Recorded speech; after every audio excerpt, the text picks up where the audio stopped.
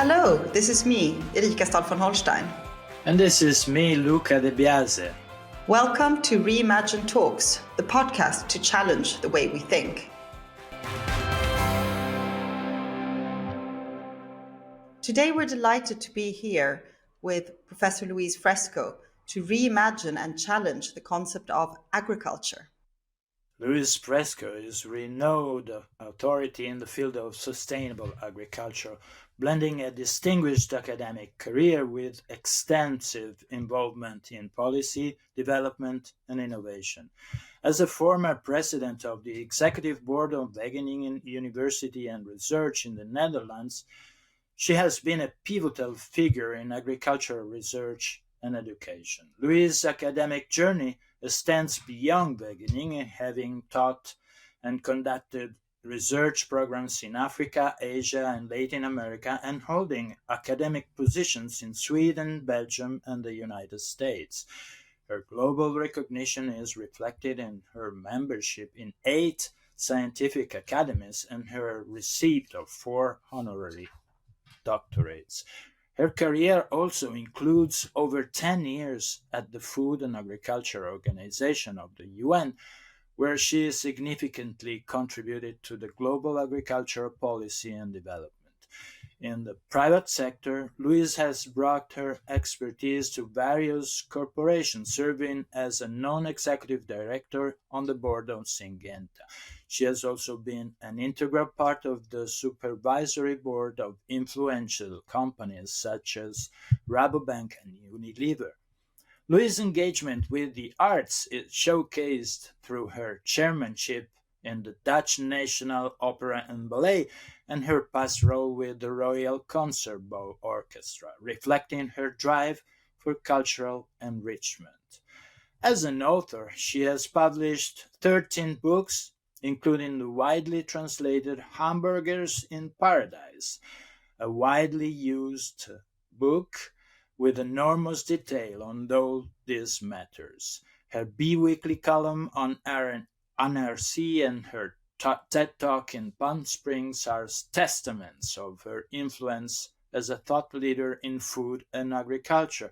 Louise's blend of experiences in science, business, policy, and the arts provides a unique lens through which she views and addresses global agricultural challenges.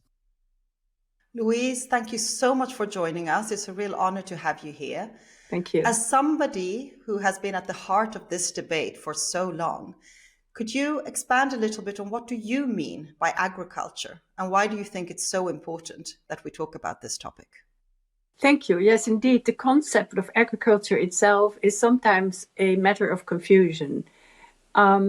Basically, it means the way in which we humans use solar energy in order to produce not just food or feed or fibers, but a whole array of materials that are useful. We do this so directly through plants that we eat or we use, for example, cotton for textiles, or indirectly through animals who eat plants or, sometimes other animals. But so agriculture is an enormously varied type of endeavor that has been with us humans for 10,000 years. And there is no way in which you can generalize, not just about the slash and burn agriculture in Africa to the huge fields in North America, but even within Europe. I think it's very important, and I rarely see this actually at the level also of Brussels, that we acknowledge that there are such huge differences between a small olive farmer in the south of Italy and a large potato farmer in Poland, or a wheat farmer in the Netherlands or the north of France. And so it's extremely important that we see this as one of the most variable activities, but they all are based on harnessing the power of nature for human good. With the outbreak of the conflict in Ukraine, agriculture has once again become a central topic of politic debate. You've often mentioned that agriculture is at a crossroads, Reflecting on this, where do you think we stand now, especially considering challenges like climate change, biodiversity loss, and soil degradation? How effectively are these issues being addressed both in the EU and globally? Let me first comment on Ukraine, because in a way, it has been a blessing in disguise that people suddenly realized in Europe that a lot of our food does not come from within the European Union, food and feed, and we're talking particularly cereals here. Ukraine, Belarus, and parts of Russia have some of the best soils in the world. And agriculture is, of course, very much a function of what the natural circumstances can offer. The effects of Ukraine and the war there have been most severe for countries that depend very heavily on imports of food, particularly Egypt and Pakistan and so on. It hasn't been a major effect for Europe, but it has, of course, led to fluctuations in food prices, as we have had in the past before. So agriculture is, on the one hand, a very sensitive activity, because so many factors like weather, like soils, energy prices can affect it. But also we should remember that it's also an activity that renews itself actually twice a year, because we have a northern and a southern hemisphere, and production takes place, at least in annual crops, from year to year. And there's always a time to balance out prices and production again. And this is what has happened with Ukraine. For example, countries like Brazil have taken over in Argentina in some ways. Now, what is different today, and where I speak of crossroads, is that if you look at the last half century, we have been very good at increasing productivity, particularly in Europe, meaning more yield per unit of land, unit of labor or energy, and unit of water. At the same time, that great success, and we're talking also worldwide, from a population increase that has been fed from, say, 3.5 billion to over 8.2 billion today.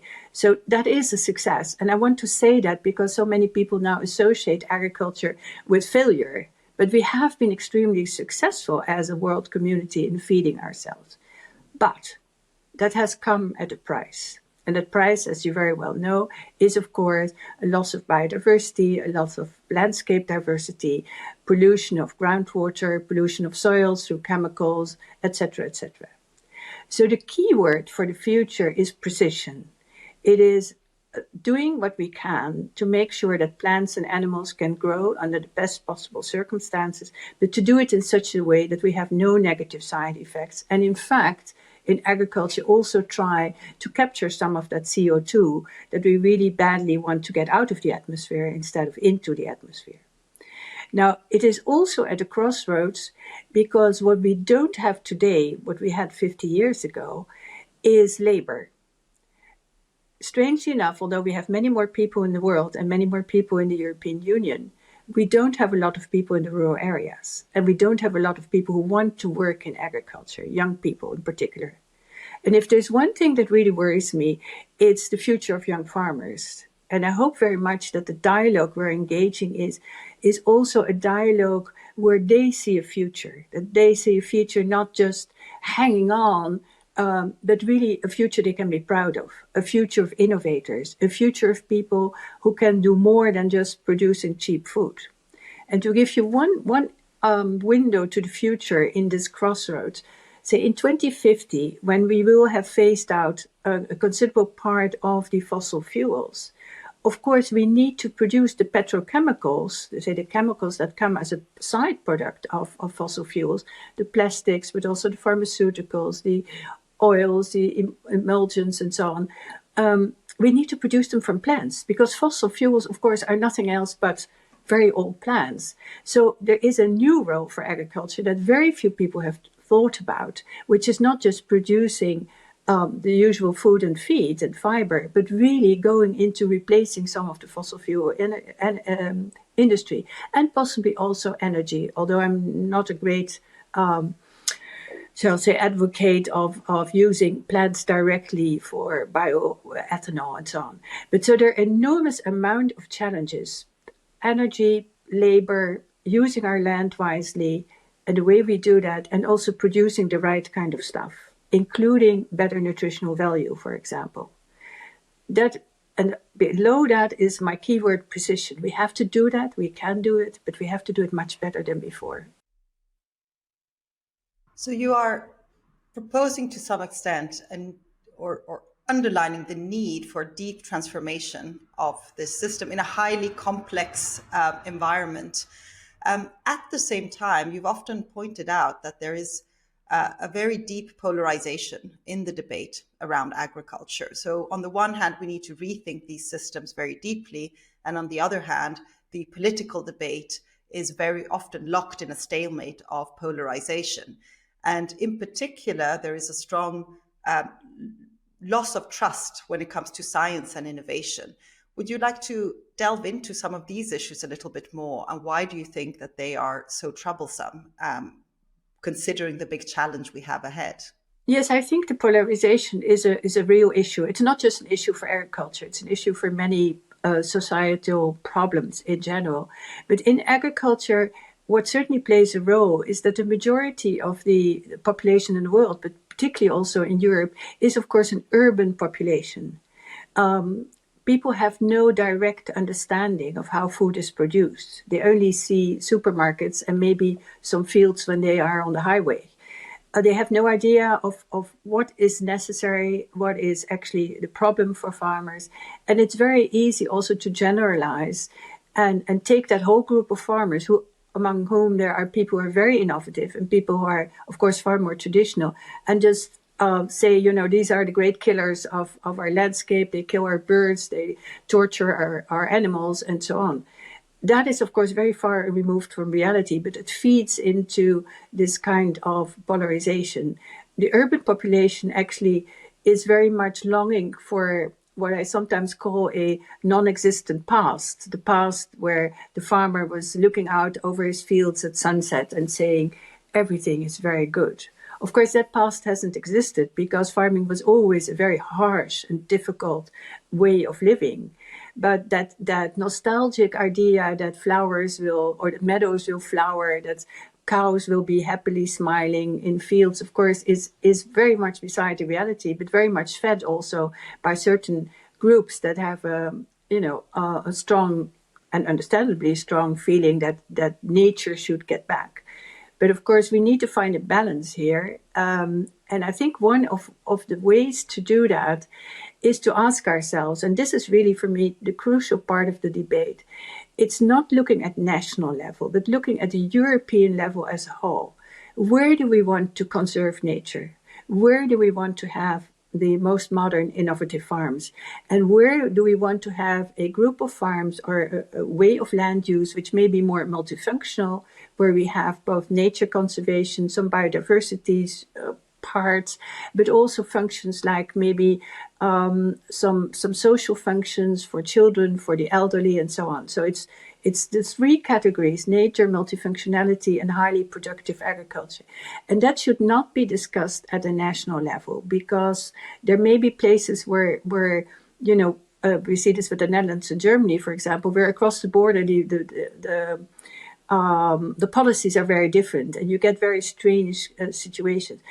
I think the question the European Union should ask itself also is, how much do we want to be self-sufficient in food? How much do we also want to be a leader for the future in terms of wise land use? And what is needed for that?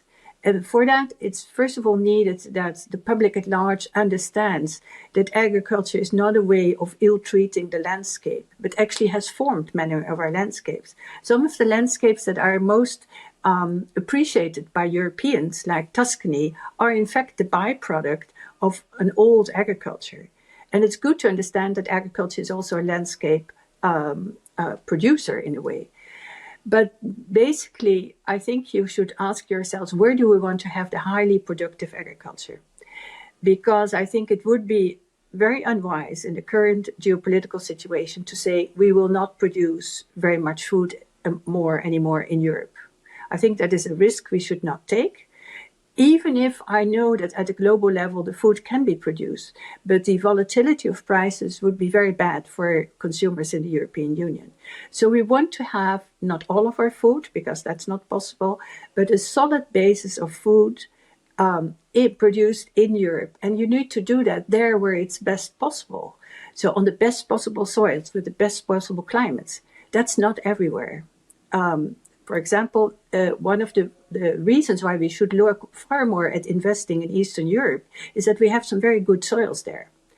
And not to forget, if indeed the climate heats up a little bit, we have longer growing seasons in areas that are currently still a little bit cold. For example, in Scandinavia, and parts of Eastern Europe may actually benefit from some of that higher temperatures, whereas Southern Europe has some major problems. So in Southern Europe, the question is not so much can we maximize production, but can we make sure we maximize production per unit of water, and what water will we use, and how we will recycle it. So all in all, underlying a rethink of where agriculture goes, and to overcome this polarization, we should have a very realistic view of where we want to go.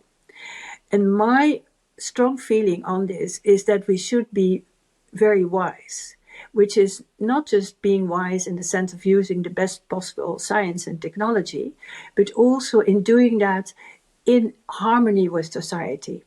It's not good enough for people like me to say simply, look, we are quite confident about our genetics in this respect, because society feels ill at ease. But rather than letting that polarize, let's have a discussion on why we feel, for example, as scientists, that there is really a good reason to use the best possible genetics. Why we feel, for example, greenhouses are such a very good way of using water and not using any chemicals anymore, or hardly any. So we need to go into the nitty-gritty of the details. And what I very much hope is that the European Union will go into the nitty-gritty geographically, but also in terms of production systems and in terms of the products we want. Well, let's develop it more on Europe, with President Ursula von der Leyen launching a strategic dialogue on the future of agriculture in the EU later this month. So we are really on time on this with this podcast, precisely to depolarize the debate on agriculture. What role do you see this initiative playing in shaping future agricultural policies? How can this dialogue contribute to balancing food security and sustainability? I think there are several questions here. And the first and most important one is, let's try to do not only go at the national or subnational level, because then you lose the advantages and the complementarity and the synergies that we can have at the European level. So maybe the first step is indeed to look at national and subnational level, but lift it up to Europe and ask yourselves, or let the Commission ask us, where do we want to do what and how? That is the first thing. The second thing, I think, is that we can depolarize by asking people also what are the priorities for the future? Is it food safety and food security? Is it nature? But if you say nature, then how much of that nature do we want, and how much do we want to forgo on maybe food autonomy? So these are all trade-off questions. And the dialogue is very important for a trade-off, because it isn't, of course, black and white. We're not saying no food at all produced in Europe versus everything should be produced in Europe. It's that balance, but people should understand that you cannot have your cake and eat it at the same time. So you have to make explicit the trade-offs that are there. And thirdly, I think it's very important to ask ourselves, what kind of a future is there for young farmers, and what future is there for others who want to invest in agriculture? What you now see is some other companies from outside agriculture who invest, for example, in the high-tech part. And I can see very easily in the next few decades that we will have tractors that are entirely powered by artificial intelligence, including through satellite imagery, through detailed soil imagery, and so on. Is that what we want? Tractors that can actually work day and night, don't have all the problems with labor that we have today? Or do we say, no, we want some of that hand person-made agriculture. We want people to pick apples. But if you want to do that, that means either asking for low-cost labor, which means a link to the immigration issues, or it means a lot of voluntary work. People who have a romantic image of agriculture often forget that that works very nicely in some sort of upper or middle class neighborhoods where people can grow their own tomatoes in schools, of course, but the work involved on a daily basis is quite a limiting factor. So there are many options, but I'd like to phrase them in terms of trade-offs, in terms of future scenarios. And one thing I think this dialogue could help with is to formulate those scenarios. What are the sort of baseline scenarios where the EU could move to? And if that is what we want, what is the road towards that? How do we go there? I think this is really very interesting. And I wanted to pick up on something you mentioned before. And this is this nostalgic and romantic public imaginary of what agriculture is.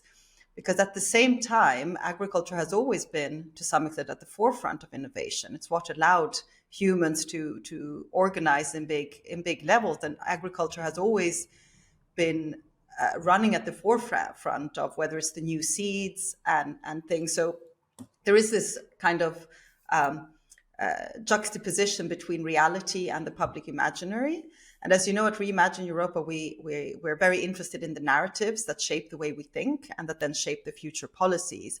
How much do you think that the way we think about agriculture stands in the way or is hindering us to really reimagine agriculture in an effective way, in particular in light of the fact that whether we want to or not, we're already seeing this, and having talked to a lot of farmers, farmers already have to adapt to changing weather patterns and have to think in 10 years, maybe we cannot cultivate the same type of fruit or vegetables that we've done for the past decades because the weather might be very different.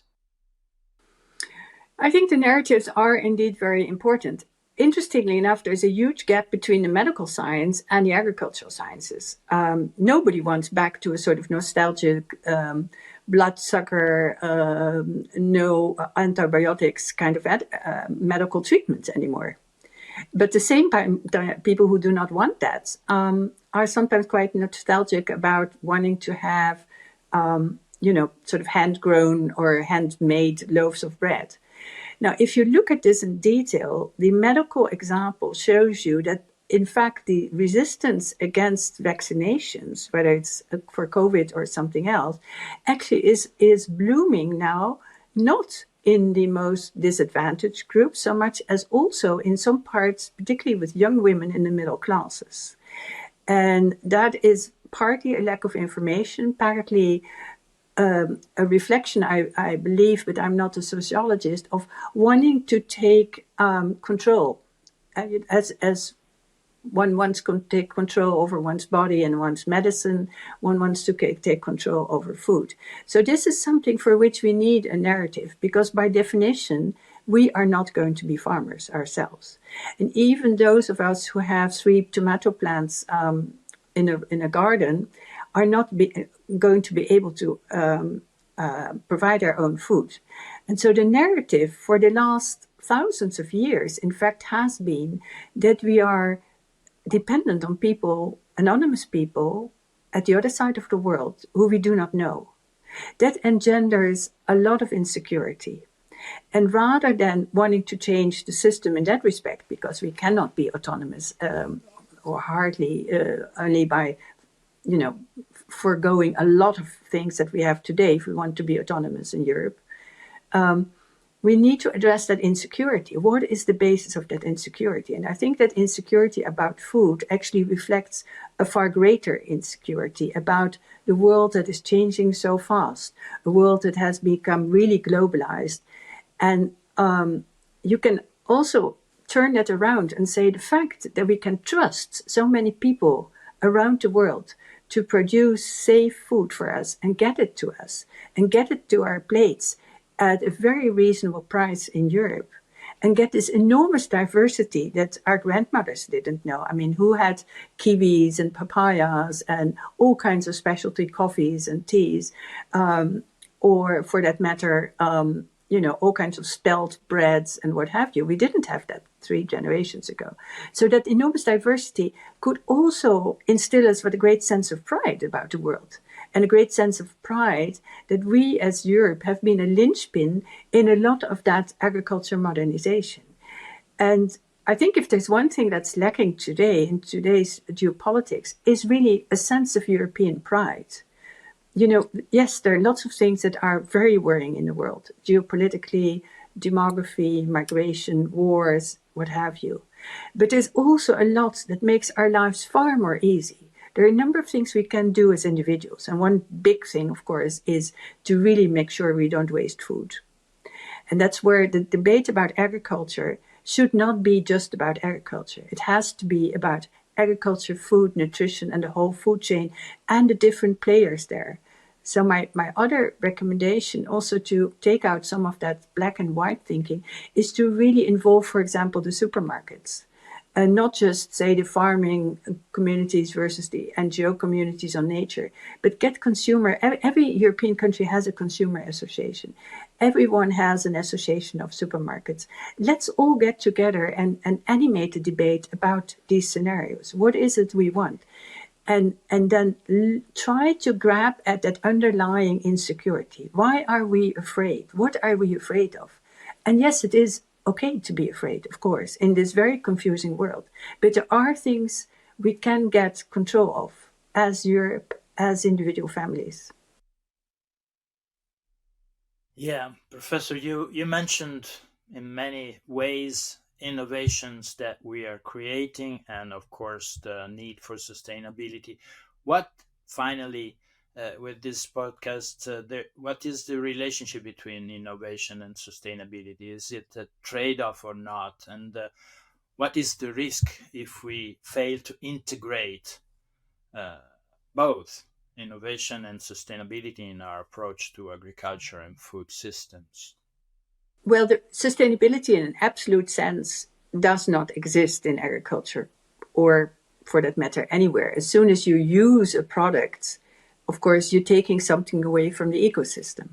So the question is not absolute sustainability, but is twofold. It's how can we regenerate the agriculture ecosystem from where we take our food or our textiles or whatever. So that's the regenerative agriculture for soils, but also making sure we contribute to the whole greenhouse gas discussion.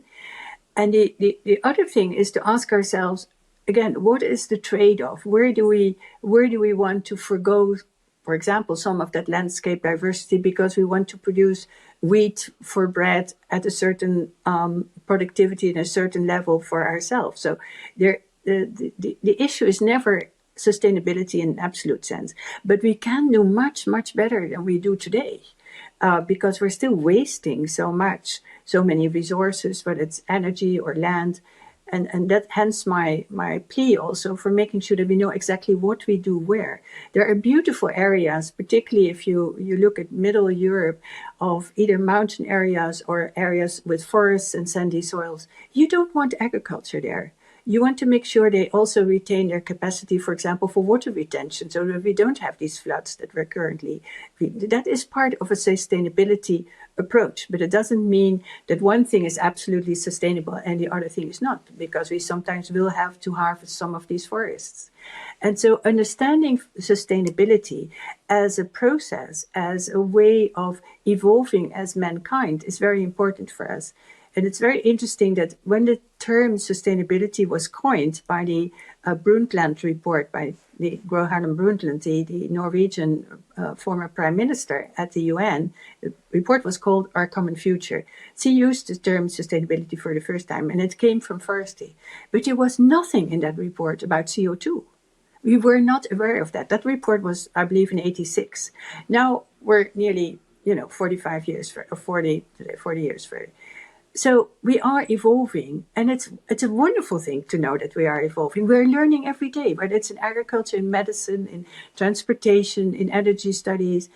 And although that is a source of insecurity for some people, it can also be, again, a source of pride and a source of comfort that we are able to do that as long as we have an open society and an open debate, an open exchange of opinions and science. So diversity not only in agriculture, but also diversity of opinions might actually be one of the key things that will lead us to the new ideas of the future. If I may interrupt you, Erica, diversity does not mean that the truth is somewhere in the middle as a sort of a halfway point. There are things that are correct and there are things that are incorrect. And it's very important that a dialogue doesn't lead to, okay, you say this, I say this, and then, well, maybe the truth is somewhere here. That's not always the case. For certain things, yes. But there are some hard facts that we should also really acknowledge as being hard facts. But you get there through diversity. I agree with that. No, absolutely. And I think we have a long way ahead. And I know that, in the time for this podcast, we can only scratch the surface of all the complexity and the debates around this very important topic. But I wanted to thank you very much for joining us, because this is a very timely moment to be discussing the future of agriculture. I think in Europe, we have been asking many of these questions. And of course, as shown by the fact that the president of the European Commission is launching this strategic dialogue and hoping to get some ideas of where we're going to go in the future and answer some of these trade-off questions that you mentioned, Louise. But if you could have one advice on how should we start to reimagine agriculture, what would you say your number one priority would be, just to end the podcast? I think my priority would be to engage the younger generations, because I think the fear of technology, for example, the fear of change is not as great in the under 40s as it is in the over 40s, or particularly the generation 40 to 60, who are insecure in many ways, are maybe not always tuned into a global world.